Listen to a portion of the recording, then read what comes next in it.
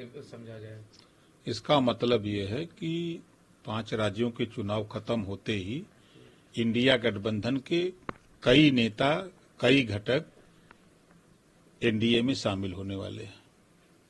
कहा जा रहा है कि ये जो आपके संपर्क में है ऊपर, आप उनके साथ फिर से वापस जाने वाले हैं इंडिया गठबंधन में, और वही जो आपने कहा था कि जो आपकी जो बातें हैं जो उसको मानेगा, अगर एनडीए पूरी नहीं होगी तो उसमें शामिल होंगे। देखिए, मैं फिर कह रहा हूं कि जब मैं सपा में गया तो भी मैंने बयान दिया था कि कई मंत्री हमारे संपर्क में हैं, गए भी, देखा भी, विधायक कई को गए, फिर विराम लगा। फिर मैं सपा से इधर आया तो मैंने कहा ना कि कई लोग अब इधर आने वाले हैं, तो लोग नहीं मान रहे थे। एक रिजाइन दिया, 4 लोग लाइन में थे। आप लोगों के चैनलों पे चलने भी लगा, खूब चला। हर आदमी अपने राजनीति हमारी कैसे व्यवस्थित हो। जो कल तक बसपा की राजनीति करने वाले लोग अपने निजी स्वार्थ में सपा में गए, अब वहां उनको लगता है कि अब हमारा यहाँ स्वार्थ सिद्ध नहीं होगा, तो वो लोग छटपटा रहे हैं। विपक्ष के कई लोगों का कहना ये कि आपके द्वारा ये प्रेशर पॉलिटिक्स करी जा रही है क्योंकि आपको कैबिनेट में हिस्सा वो सपना ही रह गया। महाराज, वो लोग जो लोग कह रहे हैं उनको ये नहीं पता है कि कोई राजभवन या मुख्यमंत्री ऑफिस से कोई एथेंटिक डेट आई थी का। मैं दावे के साथ कह रहा हूं कि जिस दिन मंत्रिमंडल का विस्तार होगा उस दिन राजभर रहेगा। आपने तो 7 नवंबर की भी तारीख मीडिया में बयान दिया था कि 7 नवंबर को पता चल जाएगा। 7 नवंबर को बताएंगे, बात हो जाएगी तो बताएंगे। बात नहीं हो पाई तो लोग चुनाव में लगे रहे। 25 को चुनाव हो जाता है तो फिर। जब सपा पे हमलावर होते हैं, आपके अभी तमाम बयानात हैं उसमें आपने ये कहा कि समाजवादी पार्टी भारतीय बयान दिया कि ये दिन में उनको कहते हैं और रात में गुलदस्ता लेके जाते हैं। इसका क्या मतलब? कौन गुलदस्ता लेके पहुंच रहा है? अखिलेश यादव जी जाते हैं, रामगोपाल जी जाते हैं, शिवपाल जी जाते हैं, और कौन जाता है? कहाँ जाते हैं? योगी जी के यहाँ, मोदी जी के यहाँ जाके मिलते हैं।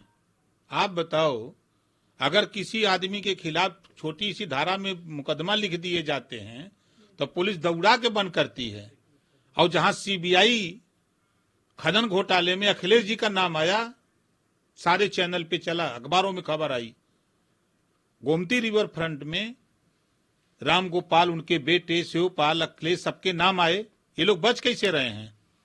दिन में ये भाषण मारते हैं, रात को गुलदस्ता लेके जा कहते हैं शरणम गच्छामि। उदाहरण देख लो ना, उदाहरण देख लीजिए। मध्य प्रदेश में अखिलेश जी का बयान आया, कांग्रेस चालू पार्टी है, कांग्रेस को वोट मत देना। प्रचार कर रहे हैं ना, किसको वोट देना? बीजेपी और कांग्रेस दोनों का नहीं, जब कांग्रेस का नाम ले रहे तो बड़े ताव से बोलते हैं कांग्रेस चालू पार्टी है, तो कांग्रेस को वोट मत देना। जब नाम भाजपा का आता था तो धीरे से कहते थे। ये सब कैसे पता है? एनडीए में शामिल हो गए तब आपको ये पता चला या उससे पहले पता था? उससे पहले पता था। तो फिर क्यों आप साथ गए थे? देखिए, कीचड़ को साफ करने के लिए कीचड़ में जाना पड़ता है। ये बात तो बड़ी बनावटी लग रही है क्योंकि उसका कोई सबूत या कोई तथ्य नहीं है कि दें, सबूत दें। बताइए। मुलायम सिंह जी ने क्या बयान दिया था कि मोदी जी फिर दोबारा प्रधानमंत्री बनेंगे? क्यों कहा था? आशीर्वाद था। नहीं, क्या आशीर्वाद? किस बात का आशीर्वाद? किस बात का? आप दल चला रहे हो, आप एक पार्टी के राष्ट्रीय अध्यक्ष हो और आप लीडर, उनके पास जो भी जाएगा उसको आशीर्वाद देंगे। तो उसी तरह ये लोग जाकर के वहां आशीर्वाद लेते हैं। ये लोग जूनियर लोग हैं। कैसे कह सकते हैं मुख्यमंत्री के यहाँ वो गुलदस्ता देने गए, ये देने गए? 5 जून का गूगल पे जाकर के देख लो। 5 जून सन इसी अभी जो बीता है, 5 जून का गूगल पे जाकर के देख लो कि योगी जी के दरबार में मुलायम सिंह जी और अखिलेश जी दोनों लोग पेश हुए। वो तो शिष्टाचार। फिर वही शिष्टाचार, तो बतिया हम समझा रहे हैं। वो शिष्टाचार नहीं है, वो जान बचाओ शिष्टाचार है।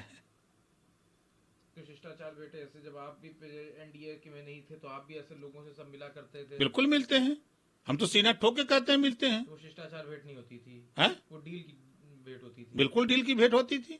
हम बार बार कहते थे मैं अखिलेश से मिलता हूं, समझौते हुए ना अखिलेश से। फिर हम नहीं मिलते थे, फिर हम बीजेपी के नेताओं से मिलते थे, समझौता हुआ ना। तो मतलब दिन में डांटते हैं और दांत में उनको गुलदस्ता देते हैं।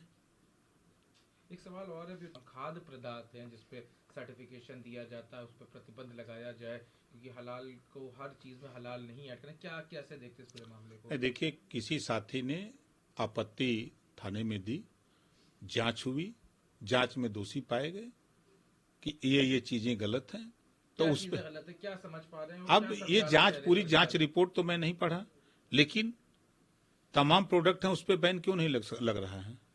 क्या लगना चाहिए? क्या हलाल गलत है या क्या चीज? नहीं, जब आपको परमिशन दिया गया कि ये कप बनाने हैं, आप दूसरे को अपने नाम से चेंज करके बनवाना शुरू कर दीजिए दूसरे से, तो गलत नहीं है। परमिशन तो आपने लिया, लाइसेंस तो आपने खुद बनाने के लिए लिया है ना। मतलब आप जो कह रहे हैं सर्टिफिकेशन वाला मामला है वो गलत है, और क्या है?